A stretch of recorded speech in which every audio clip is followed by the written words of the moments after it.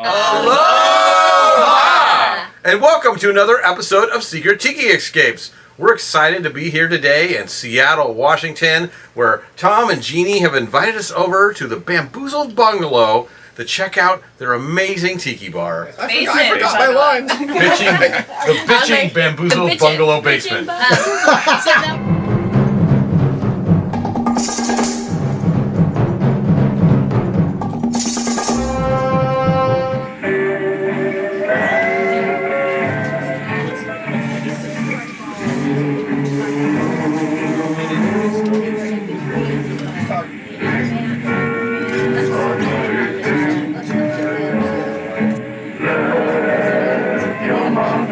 They're all in it. And on the outside. That's what I'm talking about. So we are in the Bamboozled Bungalow in Seattle, Washington. This neighborhood's Tangletown, right? Yes, this is Tangletown, Wallingford. And that's an unofficial neighborhood name, right? Or is it Tangletown? Well, there's an argument, like there is for everything in Seattle. Yeah. So they do have evidence that the name Tangletown was used way back because there was a mix-up on where the street should end in this area, which is why we have the funky little turn at 56th. And but the full neighborhood is Wallingford. So we're a tiny subset. We're in between Green Lake and Wallingford. You're like an annex of Wallingford. I like Tangletown. That's a good name. Yeah. And everybody knows when you say it exactly where you are. Yeah. So when did you start building this tiki bar? What made you decide to build a tiki bar in your basement? A horrific roofing accident. What happened? So, She said roofing, not roofing. okay. So it's an ancient house. So this was built in 1912. Is that And ancient? I think so. Well, for Seattle, it's pretty darn old, and it had 9 roofs, which we didn't know there were 9 roofs. They just kept slapping a new roof on top of the old one And so rather than taking it off. So we contracted a company to put on a new roof and a solar system, and they kept bringing carts to cart away what was on the roof. And they did this in the middle of December after we decided that we were not going to do it for the season, and our major party for the winter was due. And so right before the big storm that always happens the second week of December in Seattle, they took off the last of the roofing in the back, and in the dim light missed 5 staples. 5 staples was all it took on the waterproof underlayment. Wind whipped up, ripped that open, turned it into a funnel, and all of a sudden, instead of Christmas movies in the back room, It was rain. there was rain in the back room, and it went all the way down the walls inside to the basement. Let me guess. You saw that, you're like, we already have our waterfall going. Let's just go from there. Is that how it worked? No, that's when you call your best friends who are all coming to your party and go, ah!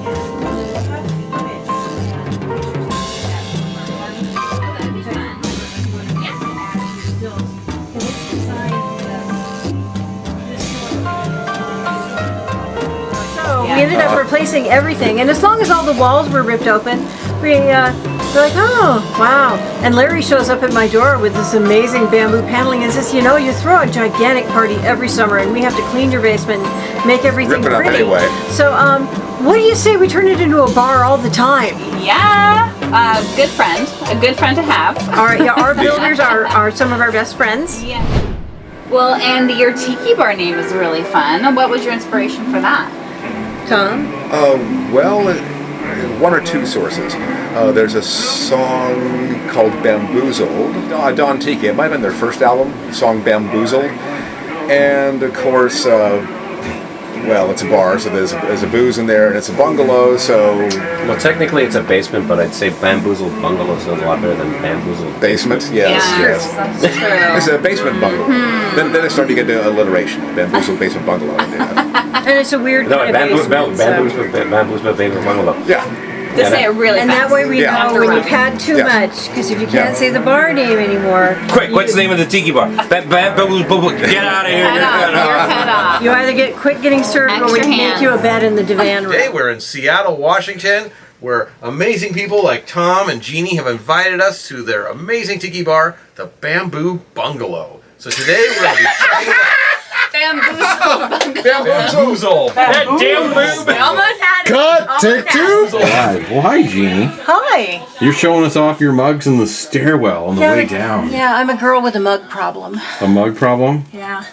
Luckily, I have builders that put a new shelf in every time I go on a bender. So, this is some of the rarefied air mugs where they're up where they can be seen, but up close, but they don't get in trouble. So, like the Stephen Crane mugs, everybody has to have their bird of paradise, or as I like to call it, hypnotic chicken. The hypnotic chicken. That's the coup. This is from the Mauna Loa.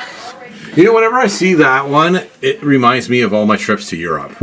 Yeah. If you go to Europe, those are the style of tiki mugs they have. And we have some European mugs downstairs. Yeah, which nice. I can show you. So, and then as you go down the staircase, hidden among regular production mugs and vintage mugs, The diamonds in the rough. are a bunch of grails. So you can't see it, but these are the glass imperial port and starboard light. I dream of tiki, and then this is the Bosco shelf and Montiki. So that's a Bosco there in the back. In the very back corner is one of the very first tiki mugs. That's a Tonga punch cup. That is the Astro Tiki. That's a Bosco. That's a Bosco back there. Kahiki's peeking out at you to say hi. And then as you go down, we have some of the horror and clays, the bone collector. That one's the Murders in the Rue Morgue, which is a favorite. And it comes with its own razor. And then down, of course, you have to have your fine young cannibals and that hang. And then those are the big shots. Those are the old imperial glass. That's Trader Vic. Mm-hmm. And we have some horror and clay and the triple infinity skull for Devil's Reef, baby. because you have to have Gotta Devil's support Reef local. in your bar. And then around you are pictures and signed things from pretty ladies. Yes, so I'm part of the burlesque community, and I'm a burly benefactor for BurlyCon. And Nice. so we take care of old legends, and so you get to have, meet old legends when you're doing that. And we have some ancient burlesque. This is one of the first troop shoots that they did for the atomic bombshells. Atomic bombshells. So I've told people this over and over again. The Rockabilly community, the burlesque community, the tiki community, a lot of all crossover. tied together. Yep. So- And then you can throw in some roller derby if you want to. Yeah.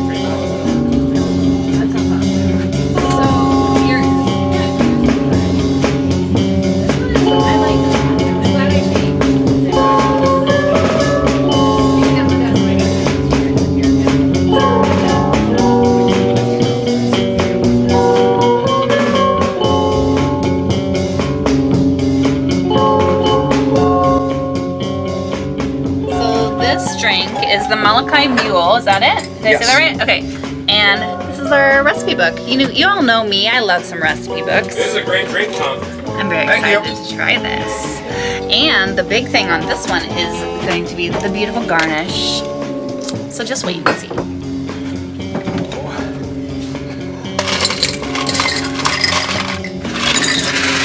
I see some pineapple leaves. Our picture. Yes. Give this thing a good stir, then we're going to roll it through some ice and then into the glasses. It looks like we'll need more straws. Serve it up. Okay. Malachi Mule. It's great to do as a batch drink.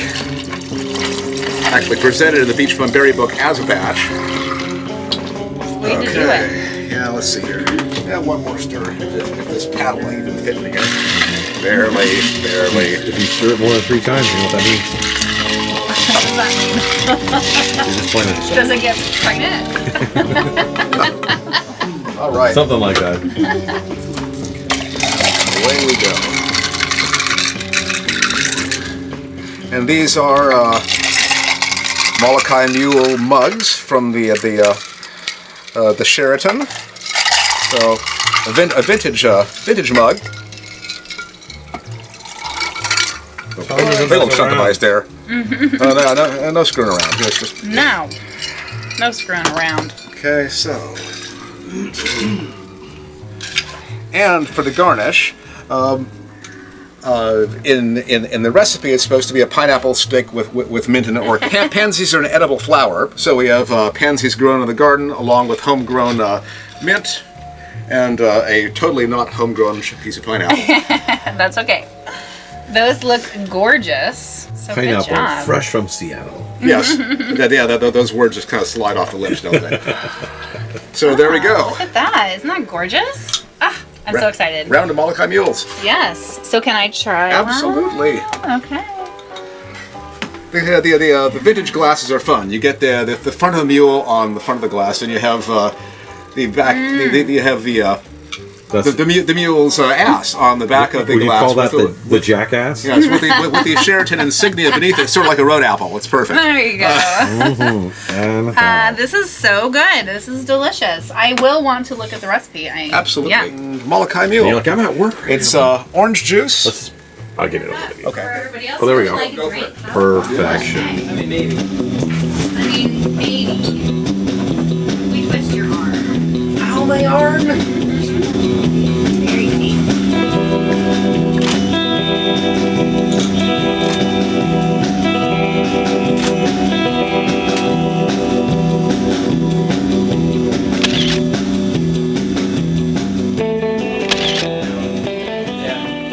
Light isn't too high on you. And then come towards me just a little bit. Reach your elbow.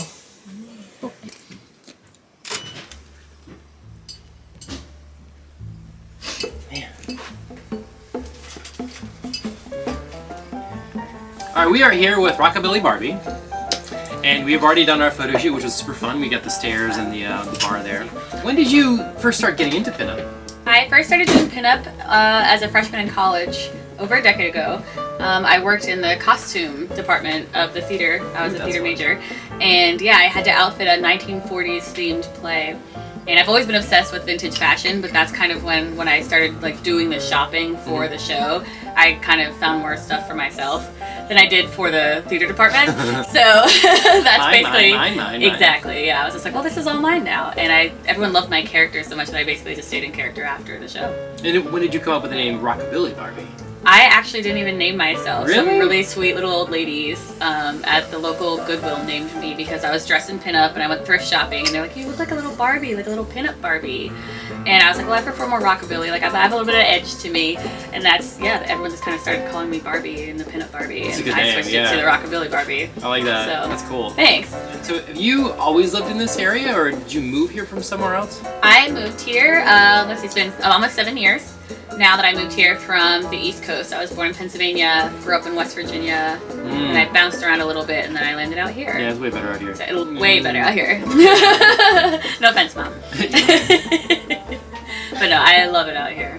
So what's your favorite area about this coast? Is it like, do you like the Pacific Northwest or do you like California better? Oh, that's really hard because I love both for different reasons. I always dreamed of growing up in California, of course. I was obsessed with vintage Hollywood, like, you know, any girl that gets into pinup, I feel like. So I always dreamed of living in California, of course, you know, walking down Rodeo and whatever. But California's really expensive. And I love the combination of having the mountains and the ocean at the same time. That's kind of like the way to my heart right there. I don't have to decide, I get both. So once I landed here, I just kind of fell in love with the area and was like, this is it. I have California yeah, it's got weather. everything. I know. Yeah. It has all the seasons and all the Yeah. landscapes. And if I want sand, I could just head out to the dunes. Like, it's not hard at all. It's not hard. So because you're named Rockabilly Barbie, is Rockabilly your favorite like subgenre of pinup? I don't think it's like a sub favorite or a favorite. I love cheesecake. I mean, cheesecake is classic. I've always like more like blues alternative music, and so I kind of lean into the rockabilly more. I love rock, you know, Johnny Cash, you have Elvis, of course.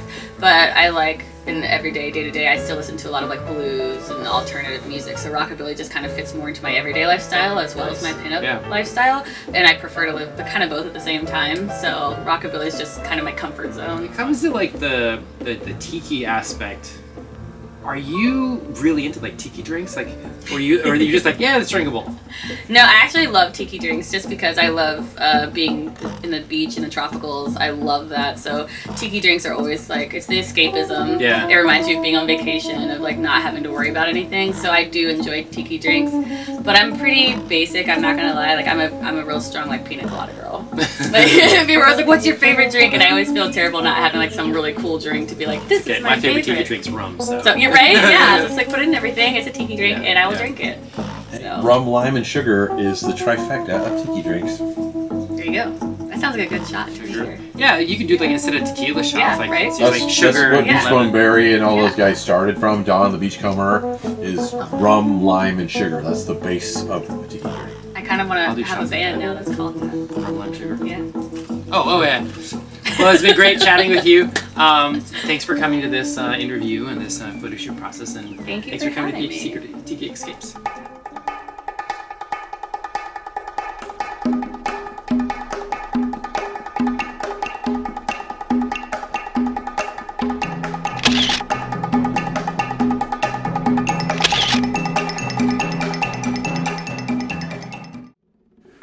How are you guys doing today? Not too bad. How about yourself? Well, I'm doing wonderful. Thank you guys so much for taking some time with us and showing up for this episode of Secret Tiki Escapes. And so, what are your names?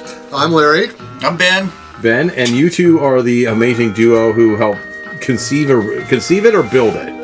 A Both. little bit of both. A little bit of both. It was Okay. mostly Larry, honestly. Okay. Did a lot of the work. So we run a company called Midgard Construction. We're general Okay. contractors. I'll give you the little story rundown. So we were actually brought in to fix her back bedroom that had developed a leak at one point. And so she wanted to turn it into kind of a Turkish room, Moroccan room. So we went ahead and did that.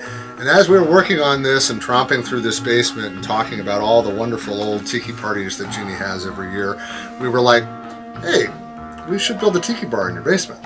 And Plus, so- it's a fire hazard right now, so exactly. probably needs to be redone. So we fixed all the electrical, we fixed all the plumbing, we plumbed in a wet bar for them and everything, and we built a tiki bar with wonderful, Yeah. $15 on sale 8x10 panels from Home Depot. You can't get those anymore. All the bamboo from Little Bamboo, fencing that we could get, and then we found some places with bamboo to build this little screen over here for her.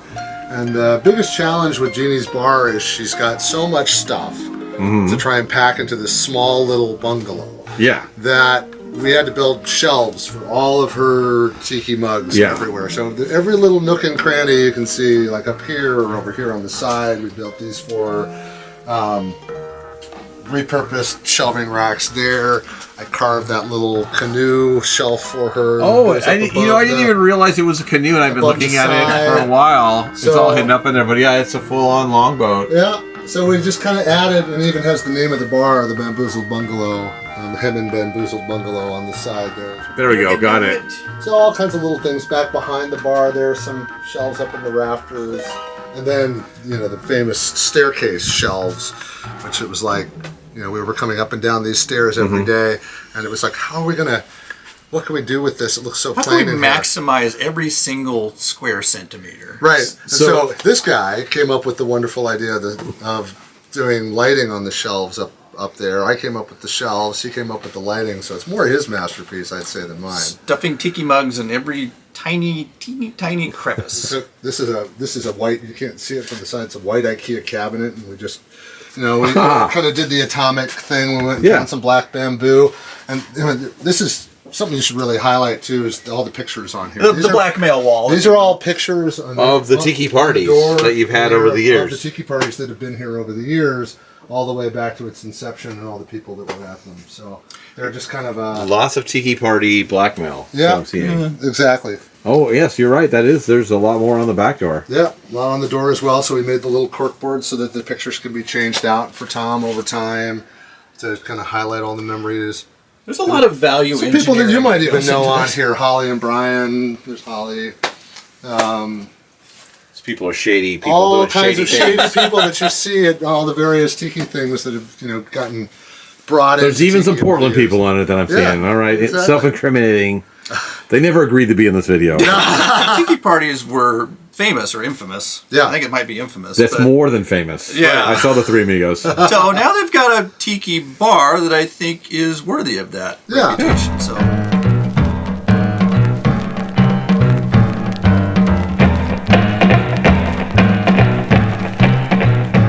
So, and then on this shelf, you have things that are really new and things that are really old. So, like we have the Drink Bot. I'm gonna come over If your you other side so remember you can see it. that Tiki Bar TV. Yes, I do remember. Yeah, so there's the Drink Bot with his lampshade on. I never even knew they sold stuff for Tiki Bar TV. Yeah, and then I've got a brand new oak wash up there in the corner.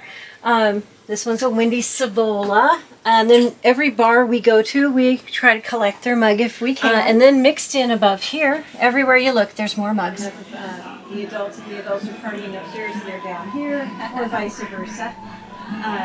They're really great kids, and we started with the King Kamehameha Memorial Freaky Tiki Party. I think in the late 90s. In the late 90s, and it was a hit. And every year, our friends go, "You got to throw another tiki party," and so we did. And it ended up being things like they'd always have a sub theme. So Motog Goes to Hell, or surf monsters. Surf monsters. So we actually had a 30-foot gorilla on our roof. OMG. And so we got all sorts of people we didn't know too. It was like, hey, are you the people with the gorilla on your roof? It's a party crasher bait, as it turns out. So, and then we'll like roast a whole pig in the front yard. And so the outside of the house is all built to go with For a second, I thought you were going to say we're going to roast the whole gorilla. I'm like, Yeah. you guys are sadistic. Well, You have the gorilla, might as well roast it. And Tom is our mixologist. So Tom makes things with Ray frequently, and I was going to say, what's Tom's bad? yeah, Tom's bad habit. You have bad habits? He's the booze geek. Well, she has all these mugs. He needs to fill them up. Exactly. He has to fill them up. They come in faster than we can crisp them. Unfortunately, that's a problem. And frequently he'll build a drink to go in a mug I've gotten. So he's got a whole bunch of originals, and what a great team you guys are. Yes, we do kitchen and bar together, and the laboratory down here. Muppet Labs. Yes, Muppet Labs. Yeah, you can see. Right here.